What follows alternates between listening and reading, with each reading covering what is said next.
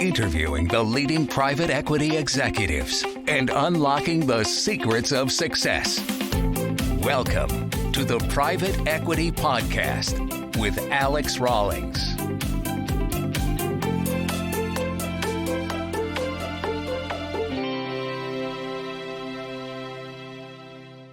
Hello and welcome back to the Raw Selection Private Equity Podcast, interviewing the leading private equity executives and unlocking their secrets to success. Joining us today is Todd Cipperman, the managing principal at Cipperman Compliance Services, servicing the private equity industry. Welcome and thank you very much for sharing your insight today, Todd. Thanks for having me. So as usual, Todd, if you could kick us off by giving us a 60 to 90 second breakdown of you, please. Certainly. Cipperman Compliance Services is a bit unique.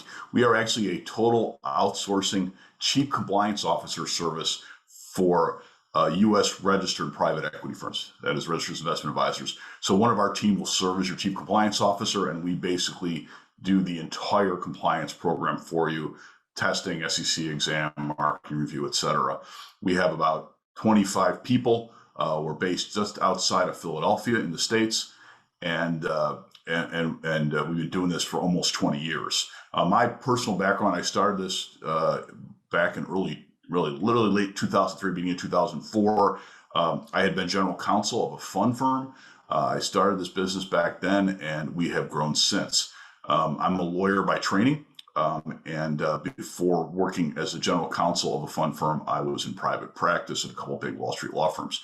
So that's my background. And, I would say a good third of our client base is private equity firms of all kinds, and that's a growing percentage. And I think the reason behind that, Alex, is, in the classic sense, private equity firms want to focus on the things they do best, which is raise money and run money. They're not particularly focused on the operational compliance side of the business, and we're experts in that, and they hire us to do that for them. So that gives you a little bit of background who we are. No, it makes sense. And obviously private equity firms typically are quite lean from a people perspective. So I understand that. Compliance certainly isn't my favorite subject. So thankfully there's businesses like yourself to help. Perhaps like me. after this podcast, you may change your mind. Well, let's hope so. That might be quite a big one to turn. I have to say, Todd, you've given yourself a hell of a challenge. So what one mistake do you see, private equity firms or their portfolio companies making, and what action would you suggest to correct them? Yeah, I think that the biggest mistake they make is with respect to compliance and regulation is they think they can intuitively do it themselves. That it's somehow, if they're good people, they can figure it out. How hard could it possibly be? And the reality is it's not hard, but it's a discipline like any other, and there's a lot of rules. Let's just say that. The Investment Advisors Act, which is what applies to the United States, is quite dense. It's quite complicated. There's a lot of rules and statements. And intuition alone won't get you there. You have to actually know what you're doing, and there's a whole profession of compliance people. So trying to think you can figure it out yourself is really a mistake. And one of the practices the SEC has really frowned upon is this idea of what they call, here in the States, they call it dual hatting, where someone is, say, a C-suite executive of some kind, chief marketing officer, chief financial officer, and then they just throw on the second hat of the chief compliance officer thinking they can figure it out. Well, I don't know why they think they can figure that out any more than I can figure out how to run a portfolio company, right? It's expertise like any other, and those are the firms that get in trouble. So I would think if there's one thing I would like to tell your listeners is that, hire a professional, whether it be a firm like ours, an in-house person, another consulting firm. But it's an area of law that requires a lot of experience and knowledge, and you'll get it wrong, get in trouble, and the consequences can be severe. Okay, no, definitely. I think with anything, it's if you're not fully coherent with it, it's a bit like all of the filings and end of year stuff that we have to do as a business. I outsource all of that, and I don't need any of the hassle. I do what I do, and focus on that. As private equity guys should do the same with deals and investor relations and whatever else that they do specifically there. So I know obviously recently, I think it was last month, that the SEC kind of examinations division obviously released its most recent report. And obviously as part of your role, no doubt you've studied it and read it, as obviously I will not obtain to have done. What are your concerns in specifics to, what was included in that report, but also the kind of standing from an SEC perspective on private equity? Yeah, I view these risks, they're called risk alerts that they put out. And I view them like the Rosetta Stone. The words matter, but their meaning also matters. And so let's talk a little bit about it. I mean, the SEC loves these risk alerts, and particularly they've really done a lot in the private fund space. This was basically they had done. This is basically the output of hundreds of exams they had done over the last 5 years, and they basically are reporting on everything they're seeing there, and they're seeing a ton of compliance problems and everything from disclosure, conflicts of interest, marketing practices, due diligence failures, fee issues, valuation, lack of consent. It goes on and on and on. But and then they make it very clear that this was a companion, what they call risk alert, to a risk alert they put out in June 2020, which had a whole nother series of alleged compliance breakdowns. Basically, what they're saying is, listen, private equity firms, you're not doing a very good job with compliance. And the predicate for this is, we're giving you a heads up. We're coming in now we've told you what the problems are. When we do our examinations, which you're going to get examined periodically by the SEC, we're going to be looking for these issues. And then if you're still not doing it properly, we're going to bring enforcement cases against you. So these two risk alerts are in addition to speeches, public statements, letters to the industry, and also all the enforcement cases that have been brought in the private equity industry. It's clearly a focus for the SEC, and a huge focus for this particular SEC, run by new chairman Gary Gensler. So, if we look at those issues, what is it that the SEC's, what areas of compliance are they actually going after, as they're kind of risk alerts? What are the bits that private equity guys need to be aware of and focused on? Yeah, if I had to sum it up. They basically hit everything. Honestly, Alex, it's dizzying the number of topics they hit. So we do compliance programs for 100 plus clients, just to put in context. I've been doing this for a long time. So our compliance manuals cover, let's say, 25 topic matters. Those are the chapters of the compliance matter. It feels like the SEC touched on every one of them. So it's not really as much a priorities as much as a laundry list. But a couple of big areas, if I had to sort of come back 50,000 feet. Conflicts of interest, fees, disclosure. So conflicts of interest, and this is really where it all begins, because when private equity firms had to register as investment advisors starting in 2012, it changed the standard of care. And without getting too inside baseball, before Dodd-Frank in 2012, the standard of care was materiality. You just had to disclose all material facts. Most people know that. But once you're a registered investment advisor, you're now a fiduciary, which means you have to put the client's interest, the investor's interest, ahead of your own. And that changes literally everything, because no longer can you just disclose problems away.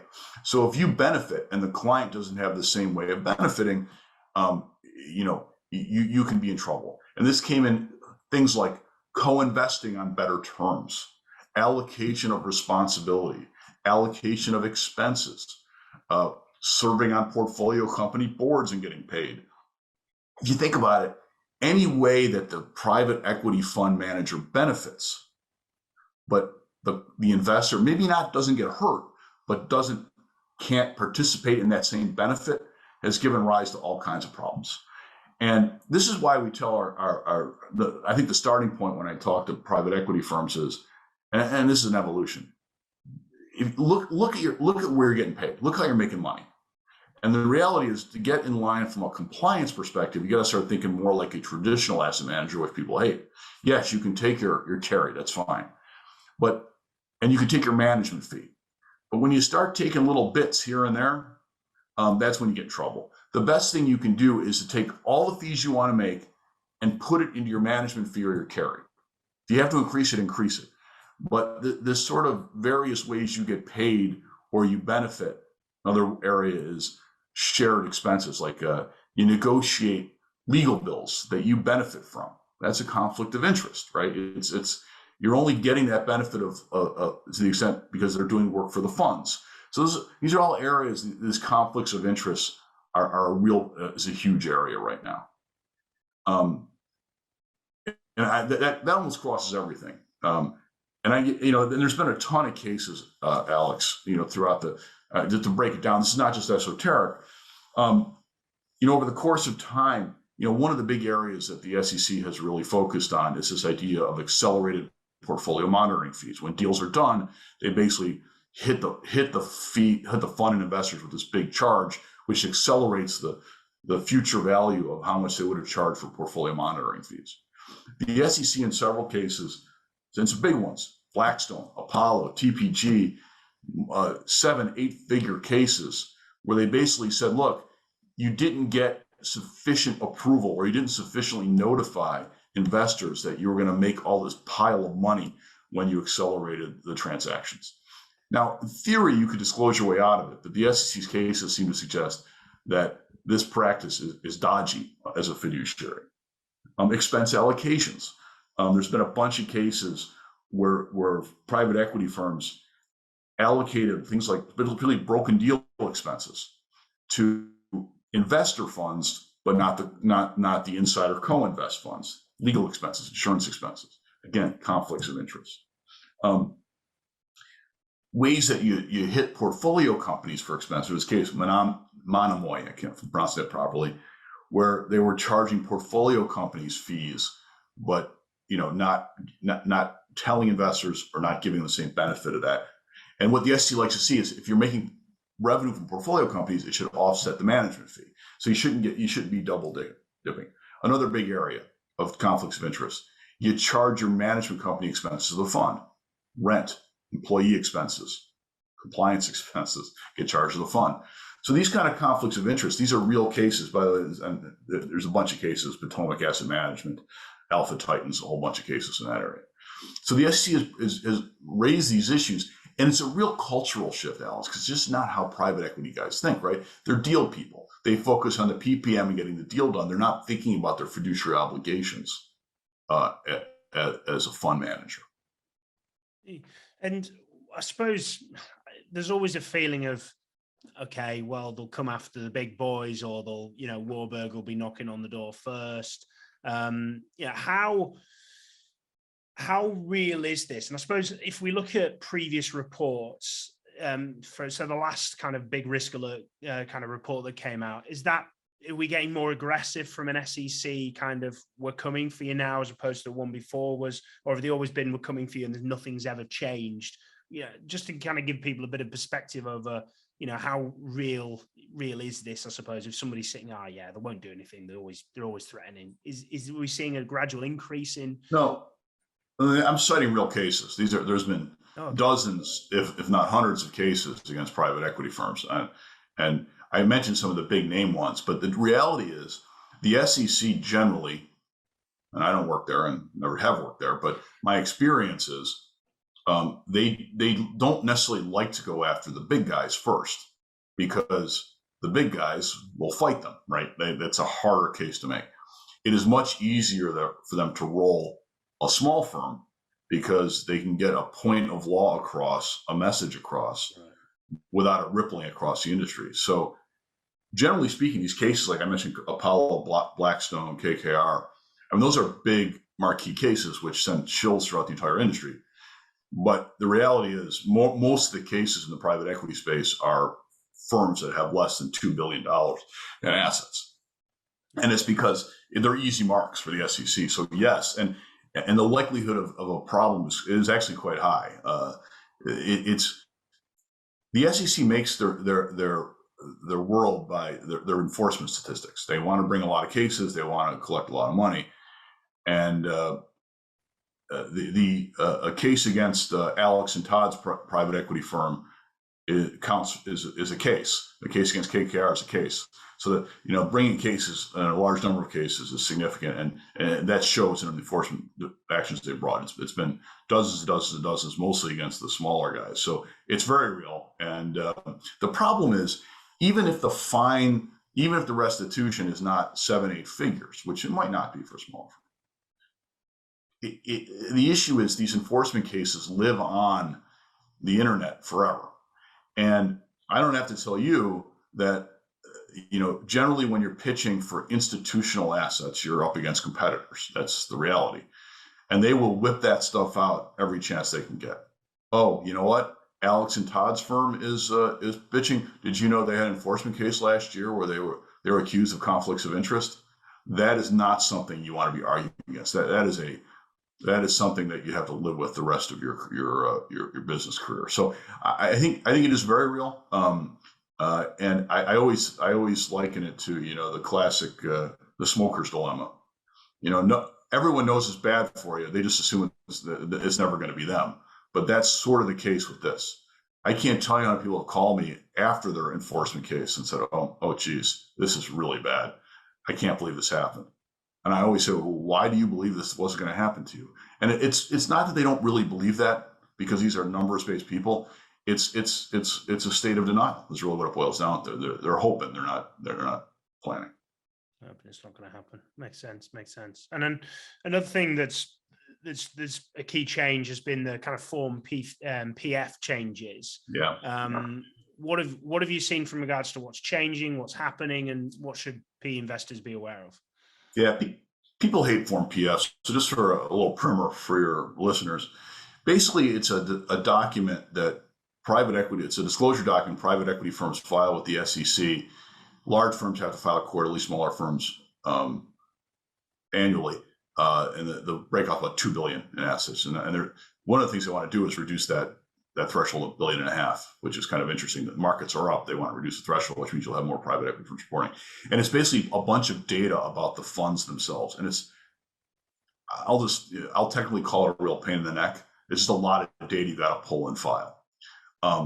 So one of what the SEC did,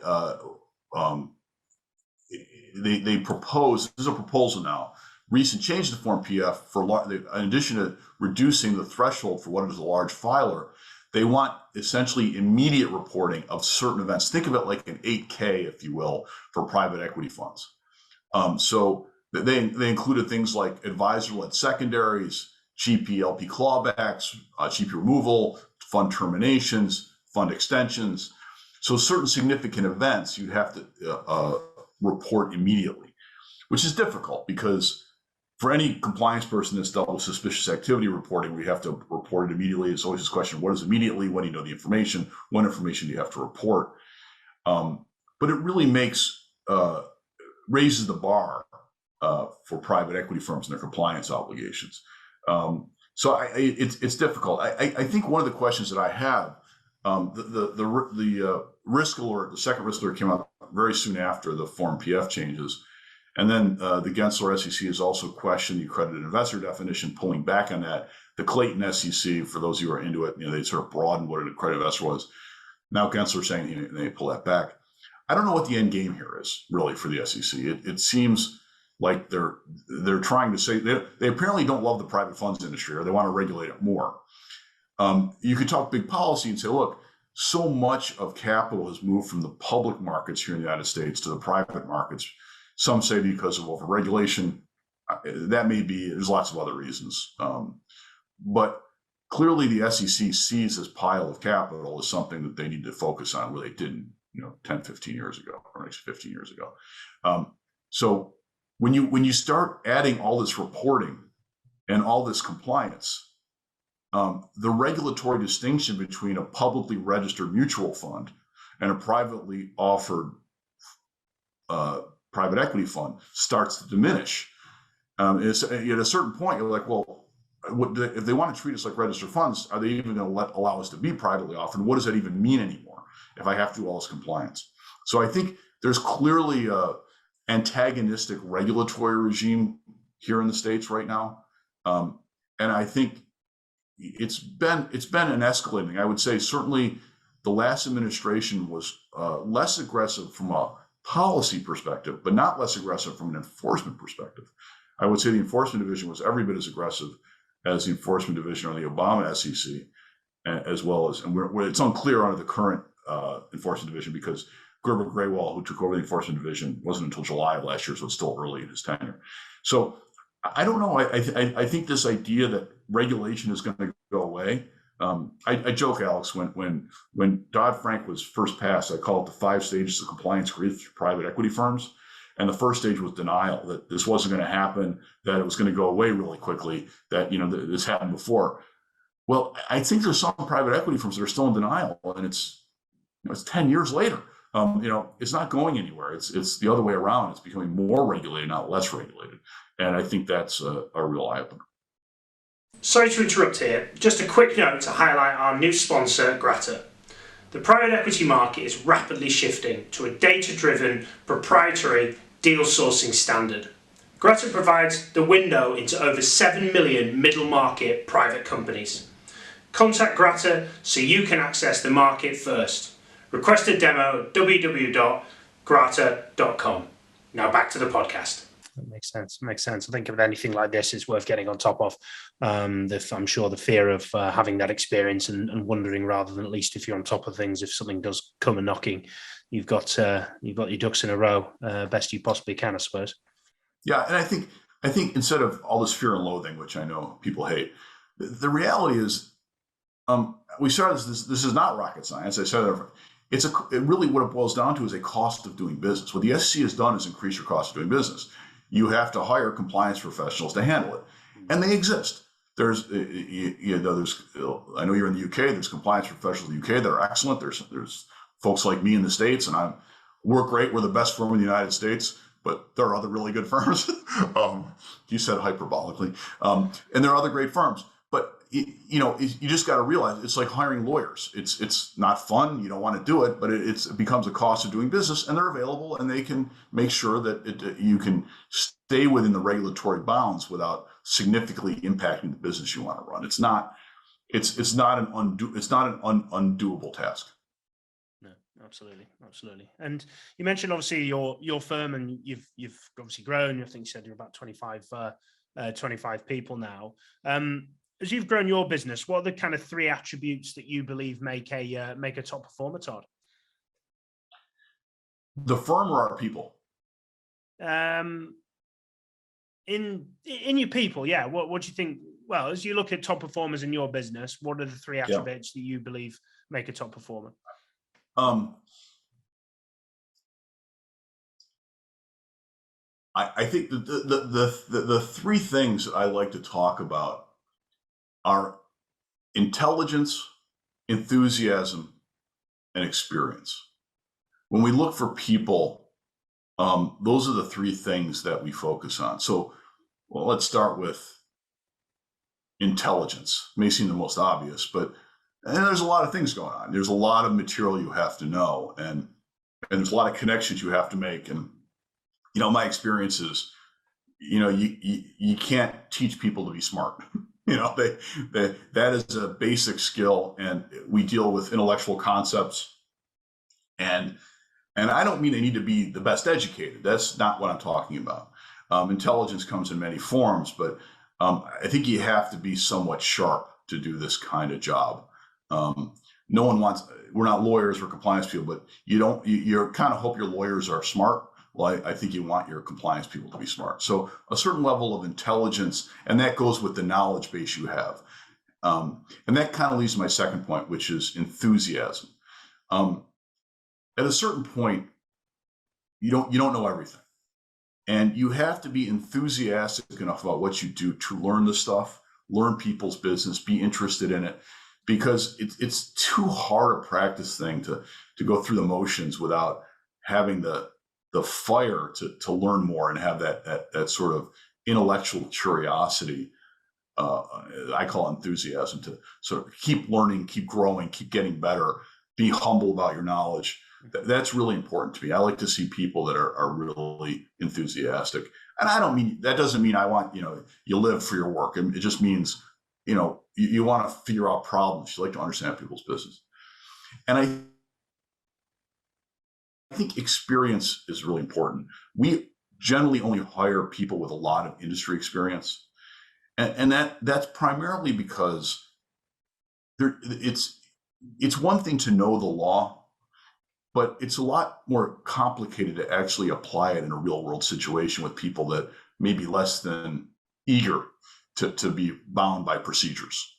And that requires a degree of experience, not just in terms of how to do it, substantively, but how to do it practically with people.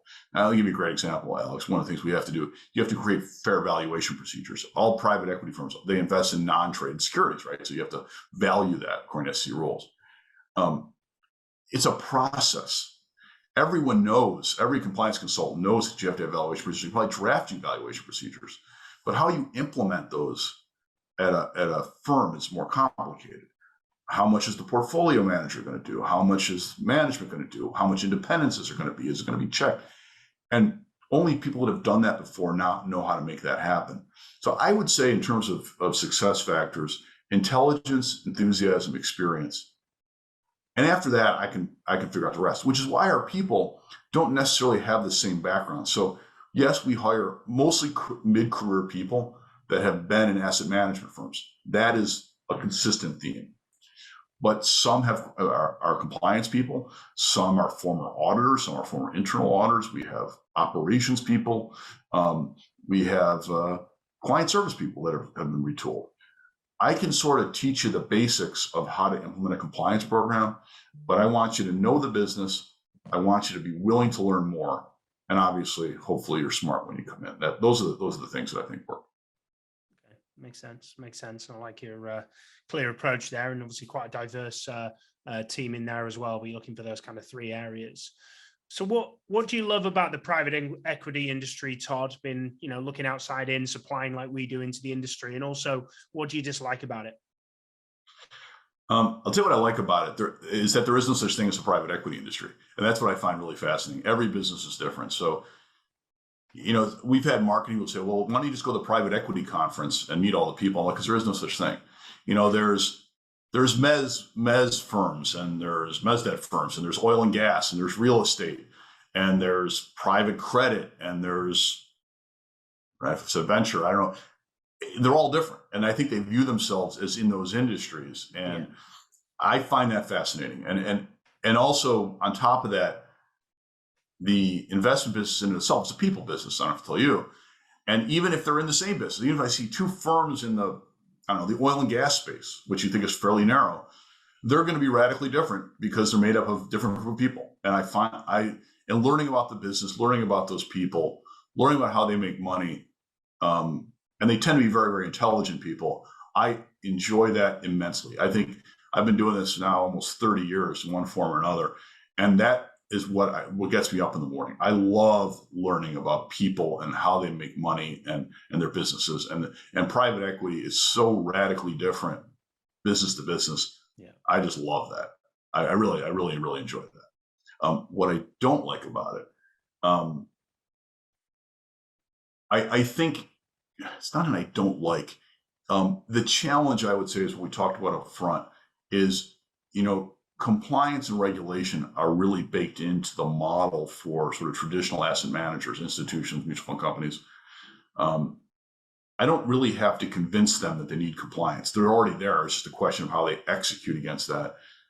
Sometimes when I talk to particularly smaller private equity firms that just get registered, having to convince them that they actually need compliance can be frustrating. It's like I joke that it's like if I'm selling cars and someone walks in, I'm selling BMWs, and someone walks in my shop and says, "Tell me why I need a car." I don't really have anything to say to them, right? I can tell them why the BMW is a better car, but it's very hard for me to say why a car is better than a bicycle. And sometimes I feel that way. I don't think PE is there yet. I think it's come a long way, and it's only been 10 years.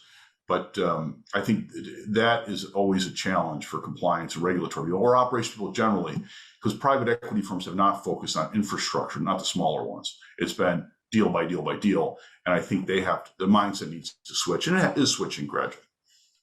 Okay. Yeah, it makes sense. I agree with to an extent with regards to that. So obviously well read on a compliance world, or at least I'd hope so, Todd. Probably not the right person to measure that, but where do you get your influences from? What do you read? What do you watch? What do you listen to? I am a consumer of media, so I read a lot. Well, first and foremost, as you may know, I write a daily blog on compliance issues, and to do that blog, I read a ton of regulatory information, so other people don't have to. I read everything on the SEC website, the FINRA website, it's the other regulators, the state regulators. So I do that every morning. In addition to that, I read the major newspapers. I read the Journal, New York Times every day. And then I also actually tend to read things like Yahoo News, because I always like to think, well, what is everybody else reading? Not everyone reads the New York Times and the Wall Street Journal. So, what's going on out there? That's the business reading I do. For pleasure reading, I read everything from, I do like to read nonfiction, and I do read fiction as well. I love biography. I also like reading politics and government and history, because I think that gives me tremendous perspective on what's going on. I don't think anything, and I think we make this mistake sometimes, is happening just now. And I don't think history is in blocks of time. I think everything is connected. And I enjoy that kind of history to understand how those connections are made. And then my TV watching is mostly sports and whatever both my wife and I agree on. So it can be very complicated. I love, but I find all that. I have two college-age daughters, one who is an English major, and she's always recommending new books that can expand my horizons, which is fantastic. And I have another one who's an applied math economics major, so she views the world very differently. So they're a learning experience as well. So I like to take in all that media, and it's great. I think all of it plays off of each other, and I like to think that I'm a learner and in that sense. So I try to bring it all in. We get more specific, but that's sort of what I do. I start with the news and I move from there. Sounds like there's a lot of lots of different mediums coming into your life there, Todd. Oh, one last thing. I love podcasts, actually, because as I've gotten older, I can't run. I used to run a lot. Now I'm a walker, and when you're running, especially during the pandemic, when you're walking for 2 hours at a time, you got to do something. So I listen to a lot of podcasts, and I focus on basically business history, politics, those kind of things. And it's amazing who we can get access to. Don't like to be like nowadays, but to be able to listen to an Elon Musk, to name somebody particularly famous, or Jeff Bezos, or listening to a leading private equity executive, whatever it would be, you got that opportunity to really listen to their insight and learn about their story, and usually changes your perception on them as well. Even absolutely famous people. You don't think about, I listened to something recently about comedians, and you don't think about the journey they have to go on and to grow to get to where they are. And I think it's interesting across the board I think it's actually right. I mean, I'll give you an example. I listen to a podcast called Pivot, which famous Kara Swisher and Scott Galloway, two famous people. I don't really know a lot about the tech industry, but they go deeper on tech than newspapers do, and I've learned a lot from them. I don't always agree with either one of them necessarily, but it's a way for me to learn that industry in a very digestible format. It's a great example, and same thing with a lot of history and politics. And I don't have time to read all that, but when I'm walking around, I can read that. Yeah, it's easy listening as well. It's more conversational rather than what regard as heavy structured. To have those conversations. So perfect. So if anybody wants to reach out to you, Todd, and wants to drop a note, how best do they contact you, please? Yeah, so the good news is there's not a lot of Cippermans in the world. So it's Cipperman. Do a Google search. My name is Todd, and you'll come up with Cipperman Compliance Services and Todd Cipperman if you spell it right. And we'd love to talk to anyone who wants some advice on regulatory help. You're very fortunate there. There's a very famous Alex Rawlings who speaks multiple languages, and unfortunately that person is not me. And trying to beat him on Google is quite a challenge. So although there is only one raw selection to my knowledge, so at least that does help. So at least you've got one thing there.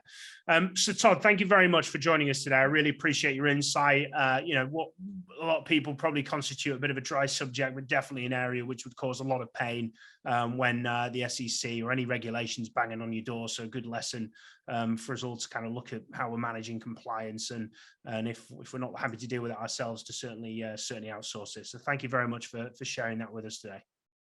Thanks for having me.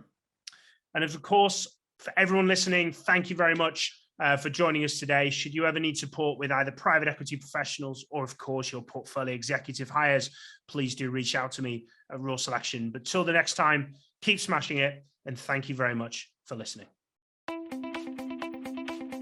Thank you for listening to the Private Equity Podcast on www.raw-selection.com.